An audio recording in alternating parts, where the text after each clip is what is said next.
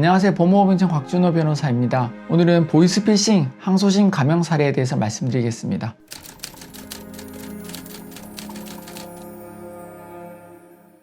이 사안에서 우리 의뢰인인 피고인은 처음에는 관리책으로 기소가 되었습니다. 근데 저희 의뢰인이 한 역할이 무엇이고 하니 보이스피싱 조직들이 우리나라에서 중국으로 넘어오게 되면 공항에 가서 픽업을 해오고 또 이런 조직원들이 사무실 밖으로 나가지를 못하니까 음식을 배달해주고 뭐 이런 심부름을 해준 것이죠.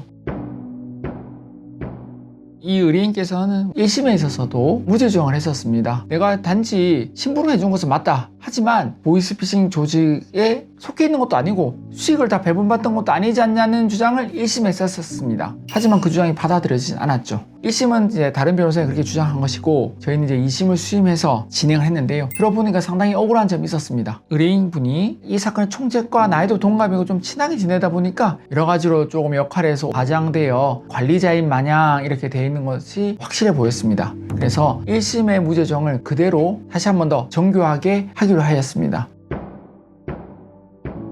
처음에는 왜 우리 의뢰인이 이렇게 오해를 받았는지에 대해부터 설명을 드렸습니다. 그리고 애당초에 저희 의뢰인이 중국에 건너간 것 자체가 보이스피싱이 아니라 다른 일 때문에 갔는데 다소 생계적으로 어려운 일이 있다 보니 보이스피싱 사무실에서 도움을 준 것이라는 점을 적극적으로 주장을 하였습니다. 그래서 보이스피싱 사무실에 어떠한 책상이 있지도 않았고 보이스피싱 사무실에 머문 적도 없었으며 단지 총책이 부탁이 있을 때마다 그 일회성인 심부름을 하다 보니 관여한 것은 사실이다. 하지만 그것이 어떠한 공범으로 본다거나 어떠한 역할을 했다거나 심지어는 관리책으로 보기에는 대단히 부적절하다는 점을 재판부한테 소상히 설명을 드렸습니다. 그래서 결과가 어떻게 되었건 하니 다소 좀 특이한 내용이 있었습니다.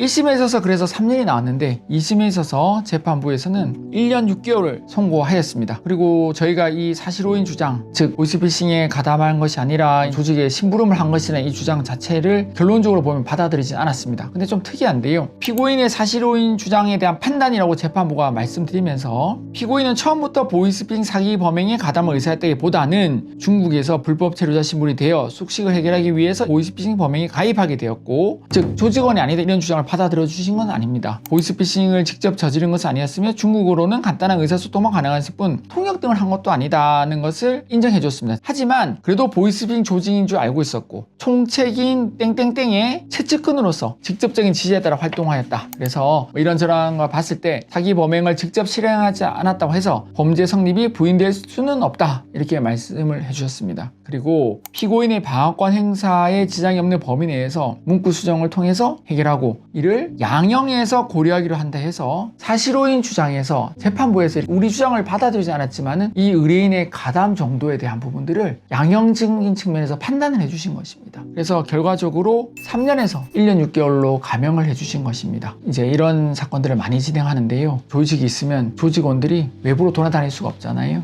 거기 있는 한국인들이 잔심부름을 해주기도 하고 공항에 픽업을 해주기도 하는데요. 그렇게 픽업을 해주는 분들이 보면은 이제 현지에서 사업을 하시는 분들이 꽤 있습니다. 보이스피싱 조직인 줄을 처음에 몰랐다가 도와주다 보니까 알게 됐는데 잔심으로 해주고 소정의 대가를 받는 이런 경우들이 있는데요. 지금은 공범으로 기소가 되고 있습니다. 그리고 저희가 앞서 사례에서 보여드린 것처럼 공범 자체에서 빠지는 것이 그렇게 쉬운 것은 아닙니다. 하지만 그 주장 여하에 따라서는 정교하게 가담 정도를 다툴 수는 있고요. 저희는 그렇게 해서 실제적으로 절반의 감형을 받아들였습니다. 보이스피싱인 걸 알았는데 더 이상 못할 것 같다라고 하는 사람도 혹시 벌을 받은 케이스가 있을까요? 정도의 문제인데요. 처음에는 그냥 한국 사람들이 모여있나 보다 무슨 사업을 하나 보다 하고 조금 잔심부름을 해주다가 조금 지나면은 그걸 완전히 모를 수는 없다고 재판부가 보고 있습니다. 그래서 뭐 한두 번이야 심부름 할 수 있지만 어느 정도 단계를 지나고 나서 무죄가 나오는 것은 정말 쉽지가 않습니다.